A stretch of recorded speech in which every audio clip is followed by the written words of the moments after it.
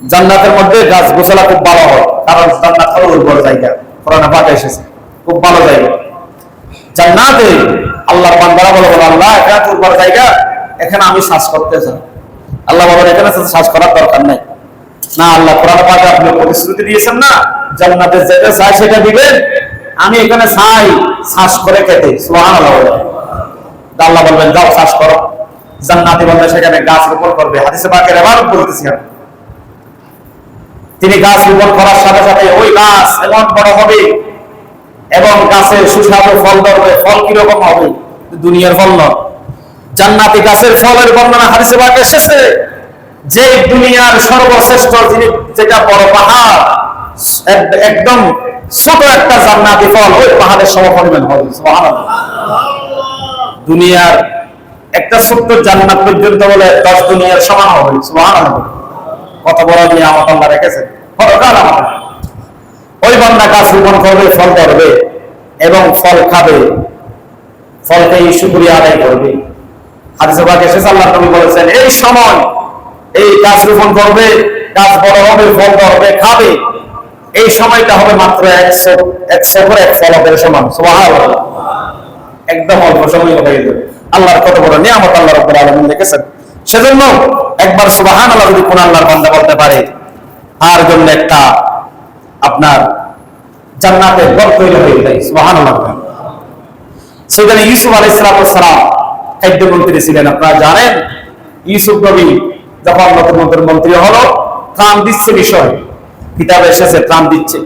ত্রাণ দেওয়ার সময় একজন ব্যক্তি এসেছে, বললেন আপনি তো গরিব হিসাবে আমাকে দিচ্ছেন, আর একটু আপনার মন্ত্রীর ক্ষমতা বলে আর একটু বাড়াই দেন। সুবহানাল্লাহ। তখন তো আমাদের মধ্যে এরকম মন্ত্রী না, এখন তো মন্ত্রী নামে এগুলো কলঙ্ক। যত খারাপ মানুষ আছে সব মহিলাকে গিয়ে দাঁড়িয়েছে, শত কয়েকজন বাবার আপনি, এগুলো দুনিয়া আখেরাতের কোনো চিন্তা নেই। মানুষের ভেতরে আছে কিনা সেটাও নিজে জানে না, কি কাছে। সাইয়েদনা ঈসা আলাইহিস সালাম খাদ্যমন্ত্রী ছিলেন। কিতাবে এসেছে তার জীবনে তিনি কখনো পেট ভরে খান নাই। সুবহানাল্লাহ। প্রশ্ন করা হয়েছে আপনি খাদ্যমন্ত্রী, আপনি কেন পেট ভরে খান না? তিনি বললেন আমার এই বিষয়ে কোন মানুষ যদি সবাইকে পেট ভরে খেতে পারতেছে এরকম আমার জানা নেই। যদি আমি পেট ভরে খাই, মিশরেও যদি কোনো মানুষ যদি পেট ভরে খেতে না পারে, আমি আল্লাহর কাছে কি জবাব দেব? কিন্তু আমি খালি পেটে অর্ধেক খেলে কিন্তু এই জবাবটা আমি দিতে পারবো, আল্লাহ আমিও তো খাই নাই, আমিও তো অল্প খেয়েছিলাম। আজকে আমাদের মুসলমানদের অবস্থা দেখেন, খবর রাত দিকে কিন্তু মুসলমান আমরা, এটা আমাদের আদর্শ না। কিন্তু হাত দেখি না দেখুন সন্তানরা দুনিয়াতে পরিচয় দিচ্ছে না আমার বাবা নয়, বাবা বলে আমার সন্তান নয়। দুনিয়াতে এই অবস্থা, খবর দিলে অনাবস্থা, এটা তো দেখতেছি আমরা। তবু কেন আমরা চুরি করে রাখা করি? অন্যান্য রাষ্ট্র বলেন, নন মুসলিম রাষ্ট্রের মধ্যে এরকম সব ডাকাত কম। ওরা ইসলাম ধর্ম পালন করতে না পারে, কিন্তু তাদের আদর্শ কিন্তু ঠিক আছে। আমাদের মুসলমানদের আদর্শ এরকম নিম্নমানের হয়ে গেছে। আমরা কি মানুষ? আশরাফুল মাখলুকাত, সৃষ্টির সেরা জীব, এটা আমরা একদম ভুলে গিয়েছি। মানুষের আচার আচরণ করতে আল্লাহ আমাদেরকে হেদায়েত নসিব করুন, আমিন বলেন। ইউসুফ আলাইহিস সালাম তখন বললেন ভাই আমাকে আরেকটু দাও। ইউসুফ নবী বললেন তিনি দরিদ্র ছিলেন, আরেকটু দাও, আরেক চা দাও গম। আবার বললেন আরেকটু দাও, দিলেন। এরপর তিনি বলেন আবার দাও। তখন ইউসুফ নবী বললেন আরে দরিদ্র লোক, শুধু তোমাকে দিলে কি হবে? মিশরে দুর্ভিক্ষ চলতেছে, সবাইকে দিতে হবে। তখন তিনি বললেন আরে ইউসুফ নবী, আপনি যদি আমার পরিচয় জানেন আমাকে সব দিয়ে ফেলবেন। সুবহানাল্লাহ। আপনি আমি কে জানেন? তখন তিনি বললেন আপনি কে? তখন তিনি বললেন শহীদ ইউসুফ নবী, আপনি যখন জুলাইখার কবরে পড়ে গিয়েছিলেন, ওই দুনিয়া থেকে যে শিশু সাক্ষী দিয়েছিলাম ইউসুফ নবী নিষ্পাপ, ইউসুফ নবীর কোনো দোষ নাই, ওই লোকটি হলাম আমি। ইউসুফ নবী তাড়াতাড়ি বললেন ওনাকে 100 ইরদাদ দাও। ওই লোক আপনি হবে? হ্যাঁ, আমি ওই সাক্ষী দেওয়ালো। তখন তিনি বললেন দিয়ে দাও ওনাকে 100 ইরদাদ, মানে হলো 105 মণ গম। সুবহানাল্লাহ। সাথে সাথে জিবরাইল ইসলামের মাধ্যমে ওহী পাঠিয়ে দিলেন ইউসুফ নবী, ওই বান্দা তোমাকে একবার সাক্ষ্য দিয়েছিল, ইউসুফ নবী কোনো গুনাহ করে নাই, ইউসুফ নবী ভালো, তার কারণে তুমি তার জন্য পাগল করা হয়ে 105 মন অর্থাৎ 100 ইরদাদ তুমি তাকে গম দিয়ে দিচ্ছ। আমার যে বান্দা এই দুনিয়াতে পয়দা হওয়ার পর থেকে দৈনিক 5 বার দুনিয়াতে কাজে কর্মে ব্যবসা বাণিজ্যের মধ্যে জবান বন্ধ রাখে নাই, একবার সুবহানাল্লাহ বলা মানে আমাকে সাক্ষী দেওয়া, তাকে আমি কি দিয়ে পুরস্কারিত করবো তুমি চিন্তা করো। সুবহানাল্লাহ। আমরা যে একবার সুবহানাল্লাহ বিহামদিহি বলি, এটার দাম আমরা বুঝি না কত লাভ। একবার আলহামদুলিল্লাহ আমরা এসে বলি না, ব্যবসা করেন, বাণিজ্য করেন, চাকরি করেন, বাকরি করেন, আলতু ফালতু কথা না বলে আমরা যদি সুবহানাল্লাহ বিহামদিহি বলি, সাথে সাথে জান্নাতের একটা গাছ রোপণ করা হবে। সুবহানাল্লাহ। আবার বলেন সুবহানাল্লাহ, আবার জোরে বলেন সুবহানাল্লাহ। এই যে জান্নাতের গাছ রোপণ হয়ে গেছে, এটা আমাদের ঈমান। বুখারী শরীফে বলে। সুতরাং ফেসবুকে টাইমলাইনে ডুবলে আমাদের সময় চলে যাচ্ছে, আমরা জানি। এই মাত্র ডুবলাম, হঠাৎ দেখতে 3 ঘন্টা চলে গেল, কোন দিকে চলে গেল আমি জানি। এই হেলাই করে আমাদের সময় যে চলে যাচ্ছে, আল্লাহ নবী রাহমাতুল লিল আলামিন সেজন্য বলে যে তোমরা এই সময়কে গুরুত্ব দিতে হবে। এই সময় হলো গুরুত্বপূর্ণ সময়। আল্লাহ রাব্বুল আলামিনের এই সূরা তাফসীর করেছেন ইবনে রাজি, আল্লামা ফখরুদ্দিন রাজি রাহিমাহুল্লাহ। তিনি বলেন, আমি এক বাজারে যাচ্ছি, যাওয়ার সময় দেখলাম এক ব্যক্তি বলতেছে, ইরহামু ইরহামু, ওগো বাজারে আসলে ওয়ালা লোক, ওগো লোক সমাগম, তোমরা আমাদের রহম করো। সাইয়েদনা ইমাম ফখরুদ্দিন রাজি বিশ্ববিখ্যাত মুফাসসির, তাফসীরে কবীরের লেখক, তিনি বলেন, আমি সূরা আসরের তাফসীর শিখেছি ওই ব্যক্তির কাছে। আমি তার কাছে গিয়ে দেখলাম তিনি ওই বরফ বিক্রি করতেছেন। সুবহানাল্লাহ। বরফ আর গ্রাম অঞ্চলে এখনো বিক্রি করে। রমজানের এখানে বেশি বিকেল বেলা আরে বরফ 10 টাকা 5 টাকা তো তুলে রেখে দেয়। ওই ব্যক্তি কান্না করে বলতেছেন, আল্লাহ রে, ও আল্লাহর বান্দা, ইরহামু, আমাকে রহম করো, আমার এই বরফগুলো তোমরা নিয়ে যাও। এই বরফ যদি আর আধা ঘন্টা থাকে, আমার 2 দিকে লস, ঘুমও চলে যাবে, লাভও চলে যাবে। তোমরা যা চা আমি দিয়ে দেবো, আমার ঘুমটা মোটামুটি ঠিক থাকো। এই বরফ চলে যাচ্ছে। ইমাম ফখরুদ্দিন রাজি রাহিমাহুল্লাহ তিনি বলেন, ওয়াল আসরি ইন্নাল ইনসানা লাফি খুসর। আল্লাহ রাব্বুল আলামিন কেন মানুষ সবাই ক্ষতিগ্রস্তের মধ্যে আছে এই কথা কেন বলেছেন, আমি এই সূরার তাফসীর শিখেছি ওই বাজারের বরফ বিক্রেতার কাছে। সুবহানাল্লাহ।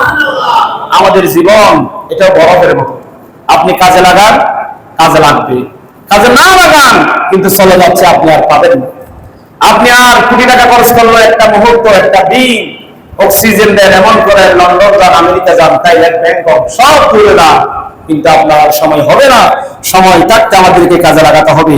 সেজন্য আমাদের পুঁজি এবং লাভ দুটোটা হবে সময়কে যদি আমরা কাজে লাগাতে পারি। সুবহানাল্লাহ। দুনিয়ার মোহে নয়, দুনিয়ার লাভ লালসার মধ্যে নয়, আমরা আখিরাতের চিন্তা করে যদি কাজে লাগাতে পারি, আল্লাহ রাব্বুল আলামিন এই সময়কে কাজে লাগার কারণে জান্নাত আমাদের আবার আমি শান্তি থাকতে পারবো। আল্লাহ আমাদেরকে কবুল করুন, সবাই বলি আমিন। আল্লাহ নবী সেজন্য বলেন, ইগাতানি, ওগো দুনিয়ার মানুষ, হায়াতিকা ক্বাবলা মাউতি, মওতের আগে হায়াতকে গুরুত্ব দাও। চলে গেলে আর পাবে না, হঠাৎ করে চলে যাচ্ছে। দৈনন্দিন মৃত্যুর মিছিলে মানুষ সামিল হচ্ছে, বয়স্ক কম যাচ্ছে, এখন যুবক শ্রেণী বেশি চলে যাচ্ছে। তার অ্যাক্সিডেন্ট দেখেন, সব জায়গায় যুবকরা চলে যাচ্ছে। ফেসবুক খুললে মৃত্যুর সংবাদ বারবার বেশি আসে। তো আমরা যে যাবো না, এটা কোনো গ্যারান্টি আছে? নাই। সেজন্য আল্লাহ নবী বলেন, হায়াতিকা ক্বাবলা মাউতি, মওতের আগে হায়াতকে গুরুত্ব দাও। এবং আল্লাহর নবী আরো বলেন, শাবাবিকা ক্বাবলা হারামিক, আপনার বৃদ্ধ বয়স আসার আগে যুবক যেই বয়স, যৌবনকাল, যৌবনকালকে গুরুত্ব দাও। কারণ যৌবনকাল চলে গেলে, যৌবনকাল চলে গেলে আপনি আর এই যৌবন আর ফিরে পাবেন না। একজন বৃদ্ধকে যখন বলা হয় আপনি বিয়ে করবেন, তিনি বলে, আমি বলবে কি দিতাম না, আর তুই তো যৌবন নাই গিয়ে গই তার দুনিয়াদারি মজান আলা। কিন্তু ওই যুবক আছেন যেন আছে আসি চাইলে বহুত কিছু করে দেখতে ওই যুবক বয়সে, কিন্তু নাও হয় বয়স্ক মানুষ গাড়ির বইছে, তারা যুবক, টকবক যুবক, দিনের পর দিন দাঁড়াইলেও কোনো সমস্যা নেই। এটা এক ছাত্রায় বই দেয়, মা বাবা শিক্ষা, পারিবারিক শিক্ষা। একদম বয়স্ক লাঠি ধরে গাড়িতে দাঁড়িয়েছে, এক গ্রুপ আমাকে বলতেছে, হাই এই সন্তানগুলো 5 মিনিটের জন্য কেউ শিখতে ছাড়তেছে না। আমি একদম বুড়ো মানুষ, কিন্তু আমরা যুবককাল যখন ছিলাম তখন আমরা শীষ ছেড়ে দিয়েছি, হাই রে আমি তো এখন যুবক, সারাদিন দাঁড়ালো আমার কোনো ক্ষতি নেই। কিন্তু এটা যদি আমরা কাজে লাগাতে না পারি, যৌবনকাল ইবাদতের ক্ষেত্রে, মানুষের উপকার করার ক্ষেত্রে, তাহলে এই যৌবনকাল আল্লাহর পথে, আল্লাহর নবীর পথে যাবে না। সেজন্য আল্লাহর নবী বলেন, শাবাবিকা ক্বাবলা হারামিক ওয়া গানাকা ক্বাবলা ফাকরিক।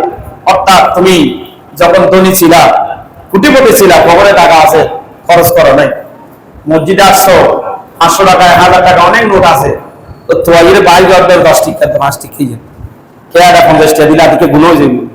এটা তো বহুত ভালো। আর গ্রাম পয়সা পয়সা তা না হয়, আর মুসলমানের অবস্থা বাস্তব চিত্র হচ্ছে পয়সা টয়সা তাই তারপর লাগা শুক্রবার দিন যাবি সব এক টিকা 2 টিকা আসতে হয় না, এখনো দেখতে মসজিদ 500 টিকা 100 টিকা 50 টিকা 200 টিকা মসজিদুল্লাহ বহুত বড় কেন দিই মায়ের আল্লাহর বড় দিলা দিতে হম দিন।